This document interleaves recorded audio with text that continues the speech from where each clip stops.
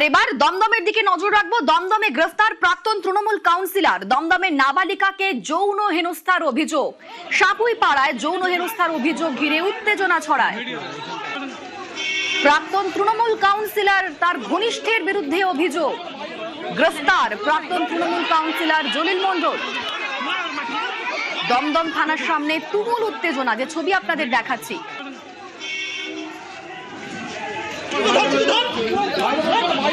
দমদমে গ্রেফতার প্রাক্তন তৃণমূল কাউন্সিলর। দমদমে নাবালিকাকে যৌন হেনস্থার অভিযোগ। সাপুই পাড়ায় যৌন হেনস্থার অভিযোগ ঘিরে রীতিমতো উত্তেজনা।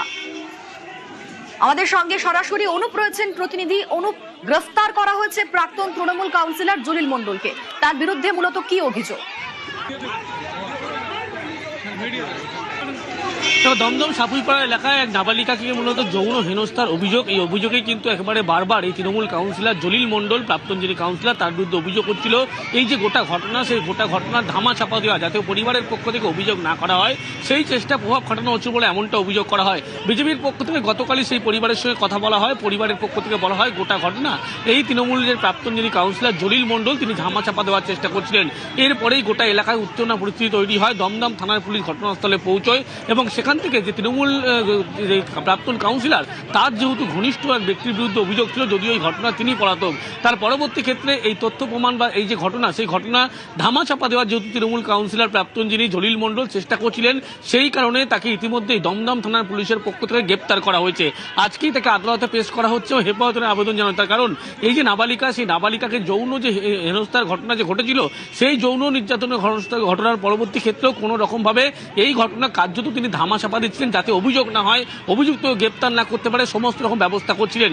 সেই কারণেই পুলিশের পক্ষ থেকে ইতিমধ্যেই প্রাক্তন যিনি তৃণমূল কাউন্সিলর জলিল মণ্ডল, তাকে গ্রেপ্তার করা হয়েছে এবং আজকেই আদালতে পেশ করা হচ্ছে এবং হেফাজতের আবেদন করা হচ্ছে। অন্যদিকে যার বিরুদ্ধে অভিযোগ, তাকে কিন্তু ইতিমধ্যেই পুলিশের পক্ষ থেকে বিভিন্ন জায়গায় খোঁজ করা হচ্ছে।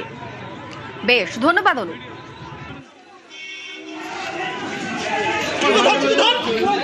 নোংরামি করতে করতে করতে লোকটা এত নোংরা হয়ে গেছে, জঘন্য বর্বরচিত আচরণ করেছে। আইনের সবচেয়ে শক্তিশালী, সবচেয়ে কঠিনতর পানিশমেন্ট যদি কিছু থাকে, আমরা তার দাবি করব। যে এই জঘন্য অপরাধ করেছে এবং এই জলিল আর তার সাঙ্গপাঙ্গরা যারা এই অপরাধকে ধামাচাপা দেওয়ার চেষ্টা করেছে, তাদের যেন কোনোভাবে রেয়াত না করা যায়। ঘটনা যখনই প্রকাশ্যে আসে, জলিল জানতে পারে, তাকে ইমিডিয়েটলি এলাকা ছেড়ে কোথাও পালিয়ে যেতে সাহায্য করেছে, এলাকা থেকে বার করে দেয়। এবং যে ভদ্রমহিলা এই ঘটনাটি ঘটতে দেখেছিলেন, তাকে পর্যন্ত হুমকি দিয়ে এলাকা ছাড়া করে দিয়েছে। বাচ্চা মেয়েটির মাকে বারে বারে জলিল এবং তার সাঙ্গপাঙ্গরা যাতে এটা নিয়ে মুখ না খোলে প্রশাসনের সামনে বা পাবলিকের সামনে, বারে বারে কাল থেকে থ্রেট করে গেছে। আমার মেয়েকে নিয়ে গেছে, বলছে তো ওখানে নিয়ে যাচ্ছি বলে নিয়ে গেছে। আমি তো সারাদিন থাকি না, রান্না করিনি। এবারে রান্না করছে, ও ফোন দিয়ে বসিয়ে রেখে দিয়ে এরকম নোংরামি কাজ করেছে ওর সাথে। কে করেছে? বিল্লাল। ও কি ওখানে থাকে? হ্যাঁ, ও জলিলের কাজ করে। আমি শাস্তি চাই।